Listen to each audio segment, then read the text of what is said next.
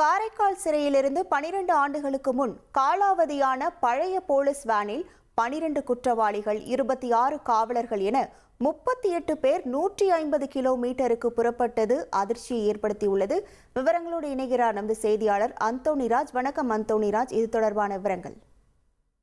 காரைக்கால் கிளைச்சிறையில் உள்ளேயே குற்றவாளிகள் பல்வேறு குற்ற சம்பவங்கள் செய்து வருவதாக தகவல் வெளிவந்தன. இதனிடையே காரைக்கால் கிளைச்சிறையில் கூடுதல் எண்ணிக்கையில் குற்றவாளிகள் இருப்பதாக கூறி அவர்களை மாற்றம் செய்ய ஏற்பாடு செய்யப்பட்டது. இதனை அடுத்து பிரபல ரவுடி நந்தா இலங்கை 300 கிலோ கஞ்சா கடத்தல் குற்றவாளிகள் உட்பட 12 ரவுடிகளை புதுவை சிறைக்கு மாற்ற முடிவு செய்யப்பட்டது.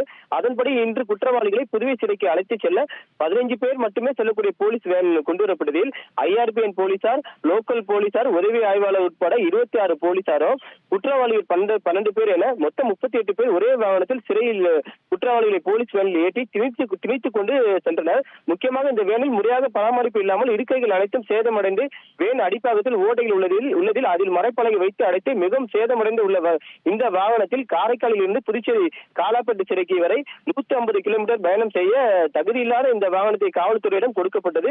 குற்றவாளியை அழைத்து சென்றனர். மேலும் இந்த வாகனம் பார்த்தீங்கன்னா பதிவு எண் 12 ஆண்டுகளாக காலாவதி உள்ளது அதிர்ச்சியை ஏற்படுத்தியுள்ளது.